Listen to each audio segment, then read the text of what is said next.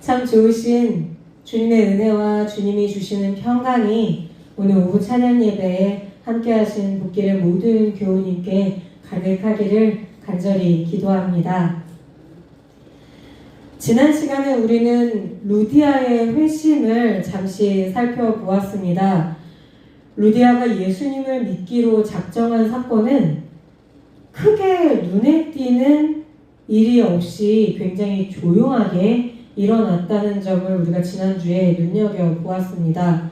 그러나 이 루디아라고 하는 한 사람의 매우 고요한 회심은 그 파급력만은 실로 엄청났지요. 루디아는 예수님을 믿기로 작정한 이후에 곧바로 자기 집안 사람들을 전부 다 세례받도록 합니다. 예수님을 믿도록 이끌었습니다. 그리고 나아가서 바울 일행을 자기 집으로 맞이하여서 그곳에서 바로 빌립보 교회가 시작되도록 도왔습니다. 아마도 바울과 그 일행은 이 마게도냐 지방으로 건너올 때 바울이 보았던 환상도 있고 하니 이 빌립보에서의 선교가 이렇게 매우 조용하지만 매우 또 깊이 있고 풍성한 결실을 거두며 진행될 수 있을 것이다. 이렇게 믿었을 것입니다. 그리고 사도행전을 처음에 접했던, 이후의 내용이 뭔지를 모르는 처음에 접했던 독자들도 첫 번째 전도여행 때는 굉장히 바울이 고생을 많이 했는데 이 빌립보에서는 그렇게 고생을 하지 않을 수도 있겠구나. 하나님의 인도하셨던 것처럼 조용하고 풍성한 결실을 맺으면서 교회가 알차게 부흥할 수 있겠구나. 이런 기대를 했을 것입니다. 그런데 막바로 이런 기대를 완전히 뒤집는 사건이 일어나고 맙니다. 오늘 말씀은 바울이 기도하는 곳으로 가다가 점치는 귀신이 들린 여종을 한 사람 만났다고 기록합니다. 바울 일행이 루디아의 집에 머물고 있기는 하였으나 빌립보 도시 안에서 전도하는 데는 상당한 어려움이 있었던 것으로 보입니다. 앞서 말씀드렸듯이 빌립보는 군인들이 주로 이주해서 세워진 도시였고 로마 황제에 대한 충성심이 엄청났습니다. 그래서 가는 곳마다 로마 황제를 신으로 섬기기 위한 처소들이 예비되어 있는 곳이었습니다. 또 로마가 지배하는 땅은 기본적으로 고대 그리스의 신들을 섬기는 우상 숭배가 굉장히 만연해 있었습니다. 우리가 기억하지만 사도 베드로가 예수님을 구주라고 고백했던 가이사라 빌립보에도 그리스의 신을 섬기는 굉장히 큰 신전이 있었다는 사실을 우리가 이미 예전에 한번 살펴보았던 적이 있지요. 이렇게 로마가 지배하는 곳곳마다 황제 숭배와 그리고 고대 그리스의 신을 섬기는 우상 숭배가 만연하였는데 이런 경향은 로마에 가까워질수록 점점 더 심해집니다. 그런데 이 마게도니아는 로마에 더 가까워지는 곳이고 이 마게도니아에서도 빌립보는 작은 로마라고 불리는 도시였습니다. 그러니 황제 숭배와 더불어 온갖 우상 숭배가 얼마나 적극적으로 이루어졌을지 우리는 쉽게 상상해 볼 수가 있습니다. 그런데 유대인은 어떤가요? 유대인들은 하나님 외에 어떤 신도 인정하지 않았습니다. 거기다가 어디를 가서든 자기 민족끼리만 뭉쳐 살았습니다. 유대인은 항상 유대인끼리 모여 사는 것으로 유명했습니다. 그렇게 모여 살면서 종교적으로나 문화적으로 자기 민족의 고유성을 지키기 위해서 굉장히 치열한 싸움을 했던 것이 바로 이 유대 민족입니다. 그러니 당연히 모든 종교를 혼합시키려고 하는 로마 제국의 어떤 경향, 이 종교의 혼합을 통하여서 또 여러 민족의 통합을 이루어서 로마가 세계를 지배하는 데 용이하도록 만들려고 했던 이 로마와 빌립보의 정책과는 크고 작은 마찰을 지속적으로 빚을 수밖에 없었습니다. 이런 상황이었기 때문에 바울은 그때까지도 사람들에게 유대인이라고 인식이 되고 있었죠. 더구나 이 바울이 전하는 이 도는 어떤 것이었습니까? 예수 그리스도가 유대교에서 전통적으로 역사적으로 몇천 년 동안 예언되었던 바로 그 메시아이시다. 예수님이 메시아로 이 세상에 오셨는데 완전한 사람이자 완전한 신이시고 이분이 바로 유일하신 하나님이시다. 이런 이야기를 전하는 것이 바로 우리 그리스도인의 어떤 전도 내용이었습니다. 그렇기 때문에 바울이 빌립보 시내에서 전도를 하려고 하면 여기저기 굉장히 불편한 시선을 많이 받을 수밖에 없고 위험한 일도 당할 수가 있었지요. 그렇기 때문에 바울은 처음에 루디아를 만났던 그 기도하는 곳으로 가서 그곳에 모인 사람을 대상으로 먼저 복음을 전하려고 했을 것입니다. 그런데 바로 이 기도처로 가는 길, 전도하러 가는 길에 이 귀신 들린 여성을 만났던 것입니다.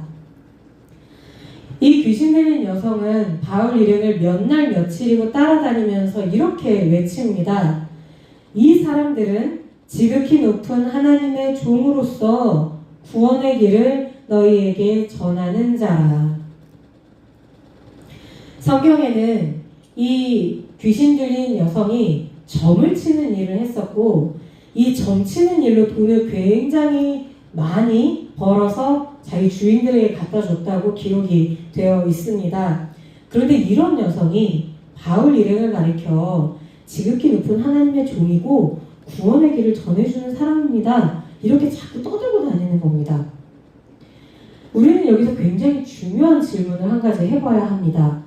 과연 이 여성이 하는 말은 참일까요? 거짓일까요?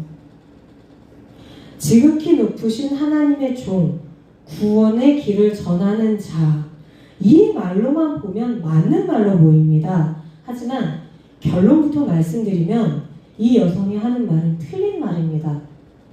아주 교묘한 거짓이 숨겨져 있는 말입니다. 이 여성이 하는 말이 거짓이라는 걸 판별하는 일은 신앙생활에서 영적인 분별력과 관련된 문제이기 때문에 한번 조목조목 따져서 살펴보아야만 하겠습니다. 일단 우리는 이 여성의 정체가 무엇인가? 이 사실을 분명히 알아야 합니다. 성경에는 이 여성에게 점치는 귀신이 들렸다고 기록이 되어 있죠. 이 말을 헬라어 원문 그대로 번역하면 어떻게 되냐면 휘돈의 영에 사로잡힌 자라는 뜻입니다. 휘돈이라고 하는 어떤 신이 있는데 그 신의 영에 사로잡혀 있는 자라는 뜻입니다. 이 휘돈 혹은 문서에 따라서는 파이톤이라고 나오는 이 존재는 어떤 존재냐면 고대 그리스 신화에 나오는 굉장히 커다란 비단 뱀의 모양을 한 신입니다. 굉장히 큰 뱀이라고 합니다. 이 뱀은 원래 어떤 존재냐? 고대 그리스에 가면 지금도 이 델로스라고 하는 곳에 고대 그리스 신전터가 굉장히 거대하게 남아있는데 이 델로스 신전을 지키는 신이었습니다. 그런데 역시 고대 그리스 신화에 등장하는 아폴론이라는 신, 이 아폴론 신은 태양의 신으로 유명한 신입니다. 이 아폴론이라는 신이 이 뱀, 휘돈을 처치했습니다. 싸워서 이겼어요. 싸워서 이기고 델로스 신전을 아폴론 자신의 신탁을 내리는 장소로 지정을 합니다. 그래서 이 신전에는 이제 휘돈이라는 뱀 대신에 이 비단뱀 휘돈의 이름을 따서 휘데아라고 이름이 붙여진 여성 사제들이 머물게 되었습니다. 그리고 이 여성 사제들이 하는 일이 무엇이었냐? 이 신전을 지키면서 아폴론의 신탁이라고 자기들에게 전해지는 어떤 말을 사람들에게 전달해주는 역할을 했습니다. 그래서 이 로마로부터 로마의 영향권 안에 있는 많은 곳에서 이 델로스에 있는 아폴론 신전을 찾아서 이 피데아라고 하는 여성들을 찾아가서 신탁을 듣기 위해 엄청난 돈, 엄청난 보석, 엄청난 선물을 들고 찾아오곤 했다고 합니다. 당시 사회에서 이런 아폴론이 준다고 하는 신탁은 엄청난 위력을 가졌습니다. 2000년 전에 바울이 마게도냐 지역에서 복음을 전하던 당시에 그곳 사람들이 믿었던 종교, 그곳 사람들이 믿었던 우상은 바로 이런 형태였습니다. 그런데 빌립보에서 사도 바울의 일행을 따라다녔던 이 여성이 어떤 여성이라고요? 바로 이 피돈, 비단뱀의 혼이 이 여성에게 임했다. 이렇게 알려져 있었던 겁니다. 그래서 빌립보에서 이 여성은 이 태양신 아폴론과 모종의 연관이 있는 존재로 포장되어 있었습니다. 이 여성을 이용해서 점을 치게 하고 돈을 벌었던 주인들이 그런 식으로 이 여성을 선전하고 있었던 거예요. 이 여성을 부리는 주인들은 점을 치러 오는 사람들에게 이 여성이 하는 말이 바로 아폴론의 신탁과도 같다. 이렇게 선전하였을 것으로 보입니다. 그렇기 때문에 이 여성, 지금 바울을 따라다니면서 이 사람들은 지극히 높으신 이의 종들입니다. 라고 주장하는 이 여성이 도시에서 상당히 유명한 존재였을 것입니다. 그런데 이 여성이 지금 바울 일행을 쫓아다니면서 아까 말씀드렸던 대로 계속 외치고 있는 거죠. 그러니 이 말 속에 등장하는 하나님이 이제 우리가 여기서부터 생각을 해봐야 됩니다. 이 여성이 지금 빌립보에서 어떤 존재로 되어 있냐면 아폴론 신과 관계가 있는 여성, 아폴론 신의 신탁을 전해주는 것 같은 그런 여성으로 포장되어 있다고 말씀을 드렸죠. 그러면 이 여성의 말 속에 등장하는 하나님, 이 하나님은 지금 아폴론보다 높은 신입니까? 낮은 신입니까? 낮은 신입니다. 이 여성의 말 속에서 그렇습니다. 고대 그리스 신화와 그 지역의 이방 종교들의 수많은 신 중에 바울이 전하는 신의 이름이 그저 지극히 높으신 하나님이라는 거예요. 이 여성은 지금 그렇게 이야기를 하고 있는 겁니다. 그렇기 때문에 이 여인의 말 속에 등장하는 지극히 높으신 하나님은 신들 중에서 지극히 높을 수는 있으나 아폴론보다는 낮은 존재입니다. 왜냐하면 바울이 전하는 하나님이 지극히 높으신 하나님이라고 알려준 존재가 누구냐면 바로 아폴론이기 때문입니다. 엄청난 거짓이죠. 그러니 이 여인이 바울 일행을 따라다니면서 이 사람들은 지극히 높으신 하나님의 말씀을 전하는 사람이에요 라는 이야기를 빌립보 사람들이 들었다면 어떤 반응을 보였을까요? 바울의 말을 듣기는 들었을 것입니다. 그런데 바울의 말 속에 진리가 들어있고 바울의 말 속에 하나님의 음성이 담겨있고 바울이 말씀을 전할 때 성령이 역사하기 때문이 아닙니다. 이렇게 되면 그게 아니라 이 바울이 지극히 높으신 어떤 신의 말을 전하는 사람이라고 아폴론이 인정해줬기 때문에 바울의 말을 듣게 되는 거예요. 그런데 우리가 잘 생각을 해봐야 합니다. 우리 하나님이 아폴론의 인정을 받아야 하는 분입니까?